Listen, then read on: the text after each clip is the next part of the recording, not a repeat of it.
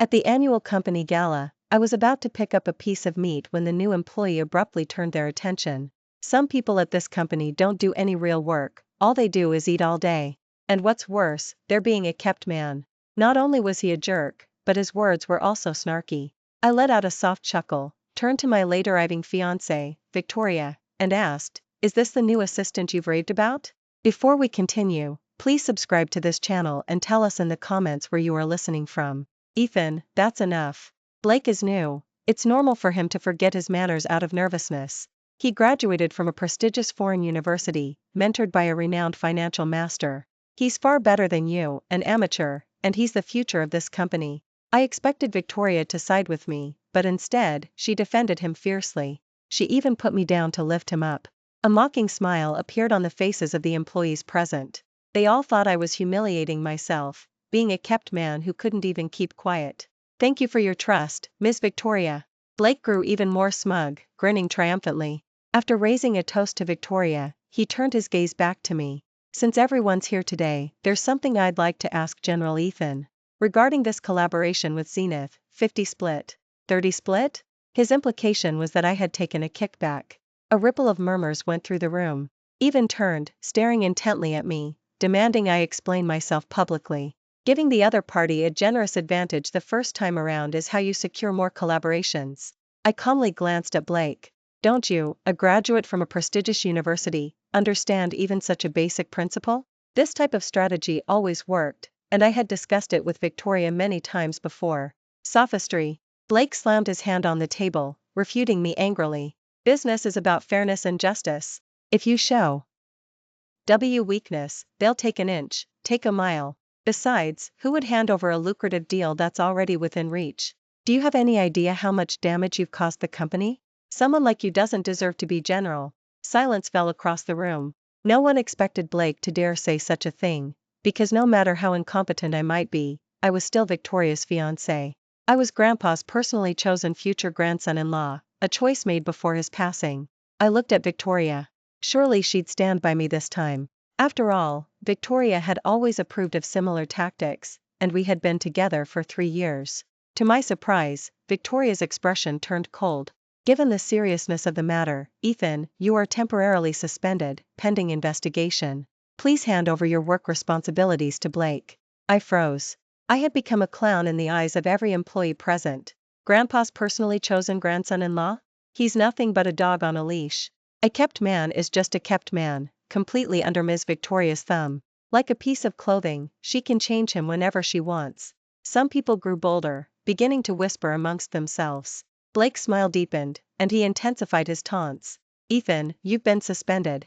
What right do you have to be eating here? Shouldn't you be at home, waiting for the investigation?"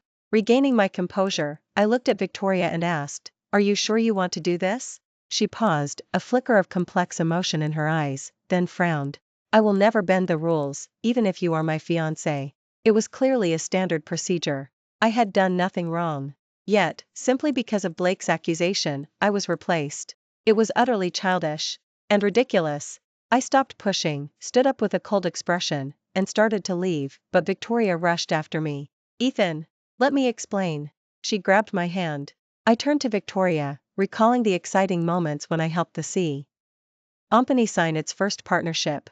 "Ethan, you're amazing. You're my savior. Without you, the company would have gone under next month." That night, she was dead drunk, leaning on my shoulder, murmuring, "Meeting you is the happiest thing that's ever happened to me. If anyone ever bullies you, I'll be the first to stand up for you. You're mine, and no one is allowed to take you." Her flushed cheeks were beautiful, like a sunset glow in the sky. Not like now, making me feel as if she were a stranger. Seeing my silence, Victoria continued with a hint of complaint. "With so many employees present just now, I had to be professional. Otherwise, who would respect my authority? Please, try to understand, okay?" By the end of her sentence, she wore a helpless expression, as if I had bullied her and caused her great distress. "Is that all? It's not because you care more about Blake?" I asked seriously. "What are you talking about?" Victoria quickly denied it. "Don't overthink it. I just think Blake is talented, and I appreciate him. I want to keep him." Before she could finish, Blake's voice called out. Victoria said, "When the annual company gala is over, We'll take a boat around the city and watch the fireworks." Then she hurriedly turned away. Watching her back, I shook my head in disappointment, muttering, "Victoria, do you really think I'm a fool?" In truth, what just happened had been foreshadowed. Yesterday, when I went to the rooftop for a smoke, I overheard two executives talking. They said Blake had asked Victoria to replace me as general, and Victoria had agreed, telling Blake to find any excuse to bring it up at the annual company gala. With many people present, it would be easier to execute. Victoria even told Blake not to worry, saying that she and I were just engaged. Whether she would actually marry me was uncertain. She encouraged Blake to work harder and make an effort. At the time, I dismissed it as typical office gossip and didn't pay much attention. I never imagined reality would slap me so hard. Perhaps I should have realized long ago that they had a close relationship. For example, Blake's meal allowance was 10 times that of others. For instance, Victoria always valued her privacy. I couldn't freely enter her office, but Blake could. For example, Blake and I shared the same birthday, yet Victoria chose to attend Blake's birthday party, leaving me alone until dawn. Every time I asked, she would use the same familiar excuse: "Blake is talented, and I want to keep him, so naturally, I have to do more. I'm not doing this for myself, it's for the company. Please, try to be understanding, okay?" Coupled with her signature helpless gaze, it always made me soften completely.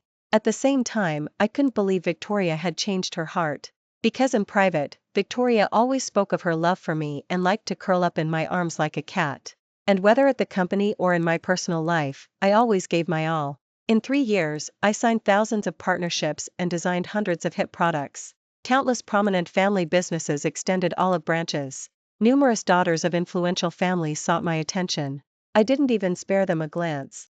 Victoria couldn't hold her liquor, so I always covered for her at social events, ending up in the hospital multiple times from drinking. Victoria loved Hunan cuisine, so I learned to cook it, letting her choose dishes every day. Victoria said she wanted to wait until the company advanced further before getting married, and I waited patiently. For 3 years, I gave without expecting anything in return. Now, I was easily replaced by a newcomer. Was the love too shallow? Or was Victoria inherently flawed, believing I had lost my usefulness? I didn't know. I couldn't be bothered to figure it out, so I sent Grandpa a WhatsApp message to vent. "Grandpa, what kind of rotten friends do you have, and what kind of messed up engagement did you arrange for M? She's rising fast, and she just kicked your grandson to the curb. Within 3 days, send someone to pick me up and bring me back to Sterling City." Since heart was elsewhere, I would give her freedom. Why bother wasting efforts on someone who doesn't care? Why put all my eggs in one basket? Without her, I would still be Sterling City's golden boy. Without me, could she still command such attention, still be that an unapproachable paragon everyone envied? After receiving my message and understanding what happened, Grandpa was boiling with rage. He cursed Victoria, calling her worthless and blind to true value. The family was digging its own grave. He then comforted me, telling me not to be sad. He said the daughters of Sterling City's elite families were constantly hoping my engagement would fall through, so they could actively pursue me. A variety of beauties, whatever type I wanted, I could have. Just after I finished talking with Grandpa, I received a WhatsApp message from Victoria. "Ethan, a client scheduled an urgent meeting. I need to go quickly. We'll watch fireworks another time." Those words sounded familiar. It wasn't the first time. This year, on my birthday, on our anniversary, Victoria had said she was too busy, needing to discuss business, but then she turned around and went to Blake. And this time? I shook my head, didn't ask further, and arranged to meet with several trusted business partners. I informed them that I would be leaving soon, and gave them a risk assessment. In my view, if Victoria allowed Blake to remain general long-term, losing my support, the company would inevitably decline. My partners were all shocked, thinking Victoria must be crazy to want to kick me to the curb after I'd done the heavy lifting, letting a newcomer replace me. It was practically a death wish. After parting ways with my friends, I stood alone by the waterfront, feeling the breeze. Countless fireworks burst in the night sky, like exploding meteors. Amidst the dazzling display, I caught sight of Victoria. She was leaning on Blake's shoulder, looking up at the night sky, a happy smile gracing her lips, brighter even than the fireworks. They were both wearing charmed bracelets on their wrists. Just as I thought. "You were lying to me again." I forced a wry smile, stood by the waterfront, lit a cigarette, and slowly began to smoke. Boom! Another round of fireworks soared into the sky. Blake boldly lifted Victoria's chin, intending to kiss her passionately, but pulled away. However, her flushed face had already betrayed her true feelings completely. I put out my cigarette and turned to leave. Victoria happened to turn her head and saw a familiar back by the waterfront in the distance. Her heart skipped a beat, and she murmured, "Ethan?" "Miss Victoria, what did you say?" Blake, beside her, was momentarily stunned. "Nothing." Victoria shook her head with a smile. She thought she might have been mistaken, but to be safe, she sent a WhatsApp message, "Ethan, what are you up to?" "Eating." Seeing my reply, she relaxed completely and continued to watch the fireworks with Blake from the boat, chasing that feeling of new love. The next morning, Victoria returned home, dusty and tired, and upon seeing me, she leaped into my arms like a cat. "Ethan, last night wore me out, that client was so difficult. Look, I'm so annoyed I have blisters on my lips."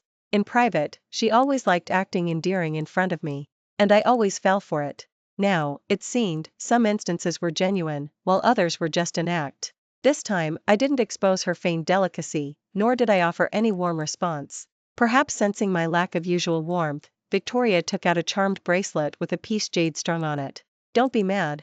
I asked a friend to get this for me. It's meant to keep you safe your whole life and ensure our happiness forever." This charmed bracelet was all too familiar, but I couldn't be bothered to expose her, nor to argue with her. I accepted it without a word. Victoria finally breathed a sigh of relief, then said, "Come with me to the company quickly and hand over your work to Blake. Take some good rest during this time. Once is familiar with the business and the dust settles, you can return to the company. You're my fiancé, I would never let you be at a disadvantage." Hearing that, I nearly burst out laughing. I'd clearly already suffered a loss. What guarantee was she talking about? Arriving at the company, I walked into my office and saw Blake, like a big shot, sitting in my chair with his feet propped on the desk. "Are you angry now? Furious? Someone as incompetent as you should have been eliminated long ago. Not only does your position belong to me, but soon your fiancé will be mine too." A hint of a defiant smile played on his lips. He seemed to be waiting for me to get angry. "Are you done talking?" My expression remained calm. "We can proceed with the handover now." This left Blake somewhat displeased. "Humph. Your simple job still needs a handover? Give me a break." His face was full of disdain. Hearing that, I turned and walked away. "Wait." Blake grew increasingly annoyed, rushing forward to grab my shoulder, but he lost his footing and fell out of the office, landing flat on his face. He winced in pain. "Blake." Just then, Victoria arrived. She violently pushed me aside. "Ethan, you've gone too far. I asked you to hand over your work to Blake, not to bully him. You were clearly in the wrong first. How can you have the nerve to bully someone? If you have an issue, take it up with me," she said, her face filled with anxiety, as she helped Blake up. Her voice was too loud, causing executives from surrounding offices to poke their heads out. "You're accusing me without even asking what happened." I couldn't help but retort. Victoria paused, then looked at Blake, casting him an inquiring glance. "Miss Victoria, I'm sorry, I've caused you trouble again." Blake apologized first, then took advantage of the situation to slander me. Ethan was angry and didn't want to properly hand over his work to me, which led to a conflict. "He didn't push me, I just accidentally fell during the argument." His words added fuel to the fire. Victoria glared at me and scolded me even more indignantly. "Still trying to argue? It's clearly all your fault. Apologize to Blake. Otherwise, you're fired." She was biased and wanted me to humble myself to Blake publicly. She wanted to humiliate me, then fire me. "From today forward, I am no longer an employee of your company." I uttered those words and turned to leave. Victoria paused, momentarily stunned, and was about to chase after me when Blake beside her started clutching his arm and crying out in pain. She immediately abandoned the idea of pursuing me and instead focused on Blake's injury. I walked out of the company, got directly into my family's car, and headed to the airport, returning to Sterling City. I took nothing but my identification, because everything else was meant to be discarded. That afternoon, Victoria and Blake went together to Zenith to renegotiate. "Miss Victoria, don't worry. I know exactly how to handle these big corporations. They'll definitely agree to the new terms. They get 30, we get 70. Stick to that split." All the way there, Blake was very confident. But upon arriving at Zenith, they were denied entry by security. "I'm Victoria, and I have an appointment with your chairman today. Move aside quickly. We're discussing serious business. If you cause a delay, you'll be fired," Blake said coldly. After completely taking me down, he no longer had to pretend, revealing his arrogant and bullying nature. The security guard, however, curled his lip and said, "The chairman said he will never cooperate with you." After speaking, he pulled out a sign that read, "Dogs, Blake, and Victoria are not permitted."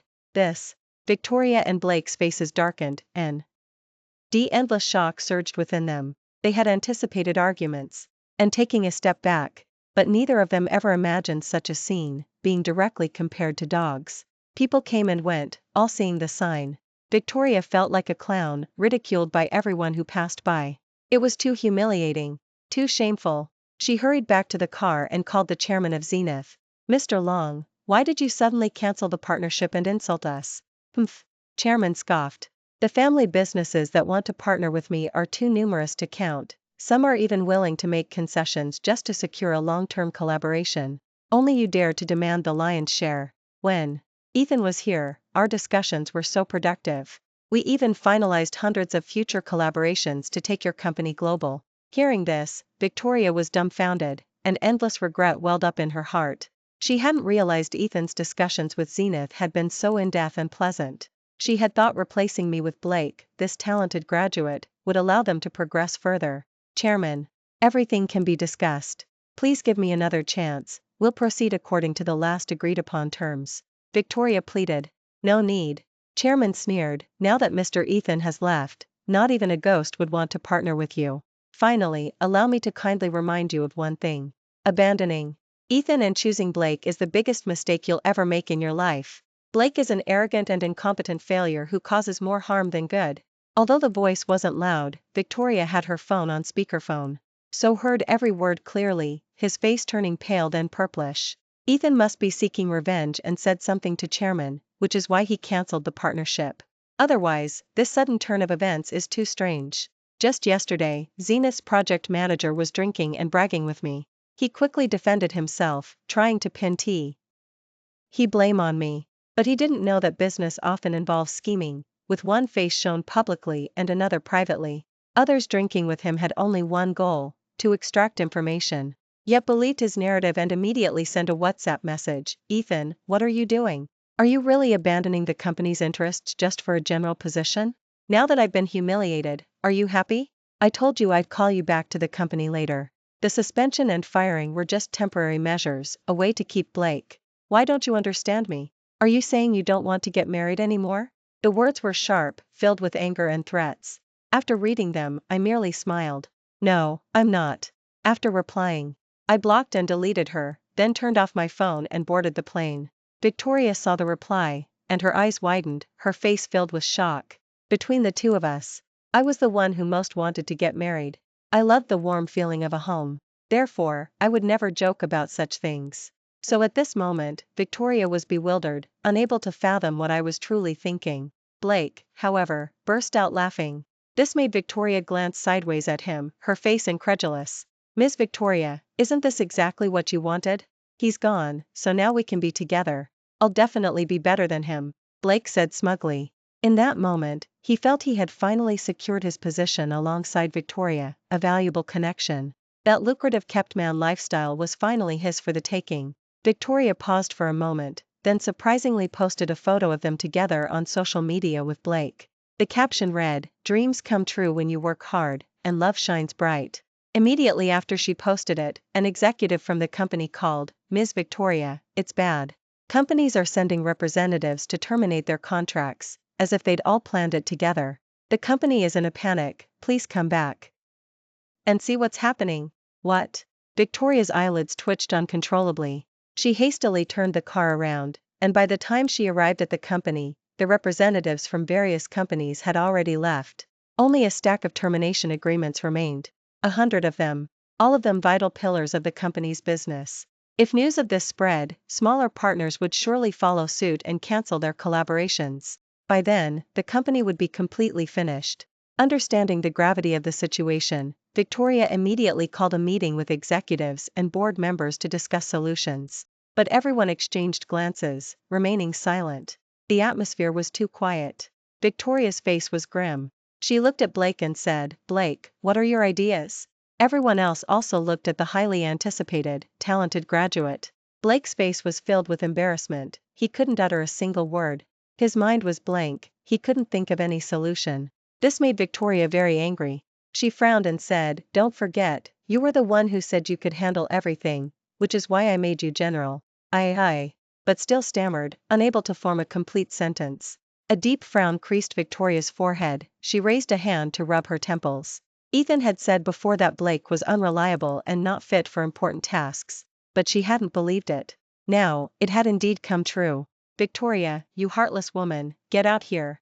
At that moment, shouts and curses came from outside, followed by a group of people storming into the meeting room. The security guards couldn't stop them at all. Victoria immediately recognized the group as small suppliers to the company, and she asked, puzzled, "We've cooperated for 3 years, and I've never wronged you. Why are you calling me a heartless woman?" "Pa." One of the suppliers spat, then put his hands on his hips and said, "You told everyone that other suppliers were voluntarily asking for rice reductions, and used that to force down our prices. When we said there was no profit, you told us to use cheaper raw materials instead, claiming consumers were foolish and wouldn't notice. As a result, we were reported. Tell us. If we don't hold you accountable for this, who should we blame?" Hearing all this, Victoria was stunned. She hadn't done this, nor had she issued such orders. She had only tasked Blake with managing the new round of contract signings. Could this guy be behind it again? Thinking this, she glanced at Blake, her eyes narrowed coldly. The next second, Blake slapped himself and then explained, "I'm sorry, Ms. Victoria, I just wanted to maximize the company's profits. I didn't think it through. I know I made a mistake. Please give me another chance. I'm willing to accept any punishment." He was teary-eyed, flustered like a child. Seeing this scene, Victoria sighed. Never mind. Ethan was right, you truly can't be relied upon. After appeasing the suppliers and re-signing the contracts, she turned her attention to the other board members and executives. Does anyone have any suggestions?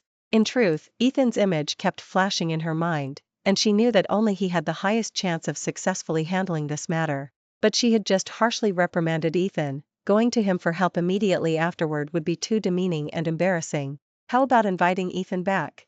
An executive suggested. Others quickly agreed. Yes, Ethan was always the one who dealt with the major clients before, they were more receptive to him. Ethan always had the most ideas, he's sure to find a solution. I heard from a friend that the reason for the cancelled partnerships was precisely because Ethan left. How gleefully they had laughed when they mocked me before. Now, their expressions were just as grim. If the company went bankrupt, their good times would also come to an end. Victoria frowned deeply, staring at her phone's chat window. Wavering. She was waiting for me to reply first so she could gracefully take an easy out, then act endearing and charming, and gloss over the matter. After a moment of silence, Victoria finally made up her mind and composed a message. "Ethan, I was impulsive earlier. I said too much." The next second, a red exclamation mark appeared before her eyes. Instantly, Victoria's pupils contracted, and her hands trembled slightly as she frantically called Ethan. But she couldn't get through. "Everyone, call Ethan." She was frantic. A silence fell over the conference room, then an executive director spoke up. "Didn't you fire Ethan?" "So manager removed him from the company chat group and told us to delete his contact information." "What?" Victoria's eyes widened, and she immediately lashed out at Blake. "It was just a firing, who told you to kick him out? Did you get my permission? He's not even with the company anymore, why would we keep him around?" Blake pouted, clearly resentful. Slap. Victoria raised her hand and delivered a hard slap across Blake's face, then turned and stormed out of the conference room. She was going to find Ethan. Meanwhile, the people in the conference room watched Blake, complaining amongst themselves. What talented graduate from a prestigious university. I bet he graduated from the school of the dumpster. If you don't have the skill, don't take on the job. Now look, you've almost driven the company into bankruptcy. You're a useless idiot, Pa. The insults grew harsher with each word, infuriating Blake until his face turned crimson. He had once instigated the ridicule, laughing as others insulted me. Now, it was finally backfiring on him. Go to hell. I'm a failure, and I got to be general. What about you lot? Aren't you even bigger failures? And these board members, they're all practically dying of old age, just retire already. Blake completely lost it. Everyone was staring, infuriated, and a young executive started swearing and led the charge, punching Blake. Others swarmed him. Anyway, the company was already in such a mess that they had no inhibitions left. Victoria rushed home anxiously, terrified that Ethan might have simply vanished. When she pushed open the door and found everything still there, she felt a surge of joy. She called out Ethan's name as she burst into the bedroom, planning to try her old tricks, putting on an act of being endearing and charming. To her surprise, no one was in the bedroom. Only a charmed bracelet with a peace talisman lay on the bed. In that second, Victoria's mood plummeted, her face turned ashen, and she frantically called me. She called over 100 times, but none of them connected. Finally, Victoria had to resort to another plan and called a business partner with whom I had a good relationship. "Mr. Clark, do you know where Ethan is? He's not answering my calls, and he's blocked me." Her tone was anxious. She was like a cat on a hot tin roof. "Don't you have Blake now? Why are you looking for Mr. Ethan?" Mr. Clark said sarcastically. "I don't talk nonsense. Blake and I aren't like that." Victoria bit her lip and denied it. "Really?" Mr. Clark couldn't help but chuckle. "Who doesn't know you and Blake were flirting and always together? And you dismissed Mr. Ethan for it, ultimately forcing Mr. Ethan to leave. It's laughable that you, so clever for so long, were so foolish this one time, casting aside Mr. Ethan, the young master of a prominent Sterling City family, to fiercely protect that incompetent failure, Blake. Now your company has plummeted, and you deserve it." He finished speaking, then hung up the phone.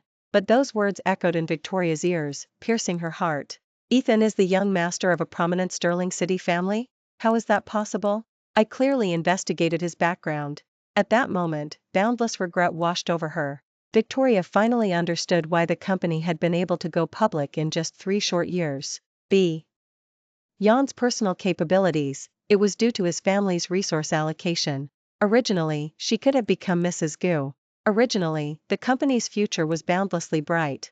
Originally, she should have been the center of attention. But now, she had destroyed it all with her own hands. She rushed to get a new SIM card and frantically left messages for Ethan. "Ethan, I'm sorry. I misjudged. Blake truly is unreliable. I thought he was talented, so I wanted to keep him. I'll never do something like this again. Please don't block me. Can we meet? Let's talk things over and clear up the misunderstanding, okay?" Tears fell onto her phone screen as past memories flooded Victoria's mind. When the company was in disarray, it was Ethan who stayed up for 3 days and 3 nights to create a detailed plan. A plan that was still in use today. Any collaboration Ethan handled always succeeded, yet he never took the credit.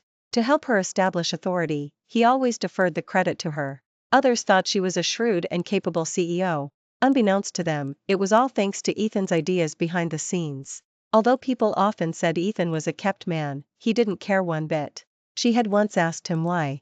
Ethan had simply smiled faintly and said, "Because I love you and want to grow old with you, what others say doesn't matter." She remembered a local thug intentionally forcing her to drink, then going wild at the table and uttering threats. No one dared to speak up for her. At that critical moment, Ethan burst in and smashed a bottle over the man's head. In that second, she felt completely safe. In private, Ethan also did everything he could to take care of her. He made her favorite desserts. He watched TV series with her. He prepared gifts for her. In 3 years, no important holiday was ever missed. But what about her? She seemed to have dedicated herself entirely to the company, neglecting too much, even forgetting gifts for their anniversaries. She would only share such a meal with Ethan. But this year, there was nothing. Even on Ethan's birthday, she wasn't with him. Instead, she went to that idiot Blake. Relying on Ethan's affection, she constantly lied and sabotaged herself. Ultimately, she broke Ethan's heart completely. The more she thought, the more she regretted, and she curled up in the corner of the bed, crying uncontrollably, as if all her strength had left her. I returned home and only opened my phone after seeing Grandpa, then saw the stream of WhatsApp messages from Victoria. "What's wrong? What's regret? She's just scared. After all, without you, the company will soon collapse. Don't ever believe her nonsense." Grandpa scoffed. I thought so too, nodding in agreement. I then removed the SIM card from my phone and threw it into the trash. "Get some good rest first. In a few days, Grandpa will take you to choose a wife," Grandpa said. Originally, he and Grandpa weren't particularly close, but to fulfill a promise, he still insisted that Victoria and I marry. So he didn't feel any psychological burden. After a solid night's sleep, I saw messages from several of my trusted business partners. They said Blake had a scandal. Damaging rumors spread like wildfire, dominating social media. I wasn't surprised by this, because it was something I had arranged before leaving. I had told Victoria many times before that Blake was unreliable. She never believed me, instead blaming me for overthinking and being an overly jealous person. Later, I found concrete evidence, but by then, there was no need to inform Victoria. Meanwhile, Victoria saw the news and was furious, her face turning green with anger. She immediately rushed into Blake's office. "You liar. I trusted you so much, yet you're not a talented graduate from a prestigious university at all. You were expelled long ago for misconduct. And you're deep in debt. You only wanted the general position so you could take kickbacks to repay your debts, didn't you?" She angrily rebuked him. "So what?" Blake, facing the interrogation, felt no guilt. Instead, he was defiant. "I didn't lie to you. I just said whatever came to mind, and who knew you'd believe it? If you want to blame someone, blame yourself for being foolish." He finished with a cold sneer, his roguish nature completely exposed. He simply viewed Victoria as a tool for making money. "You scoundrel." Victoria was so furious that she grabbed things and threw them at Blake, but dodged them. "You filthy bitch. You think you're so great? Now you're just a despised incompetent failure, just like me." A cruel glint flashed in Blake's eyes, and like a hungry wolf, he directly tackled Victoria to the ground. "Let go of me, you bastard." Victoria felt sick to her stomach and couldn't help but curse him again. "Humph.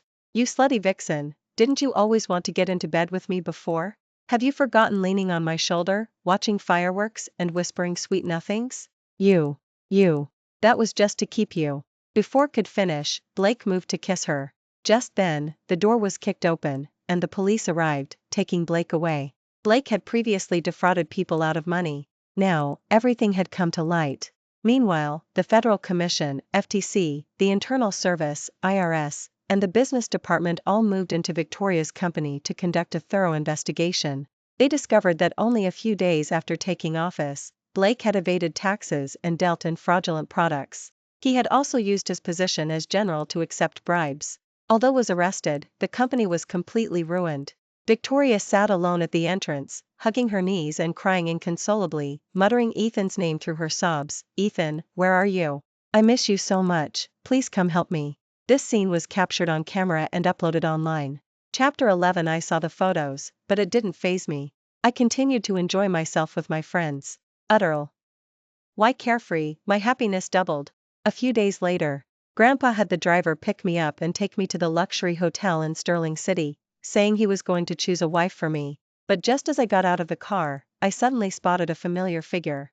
It was Victoria. Her hair was disheveled. Gone was her usual glamorous goddess aura. Now, she was dressed plainly. Her dull eyes were bloodshot, as if she hadn't slept for days. I hadn't expected her to come to Sterling City, but I couldn't be bothered with her. I planned to pretend I hadn't seen her, but spotted me, rushing over while shouting loudly, "Ethan! Ethan!" Just as she reached me, she slipped and face planted. "I'm so sorry, Ethan. I know I was wrong, and I've been punished.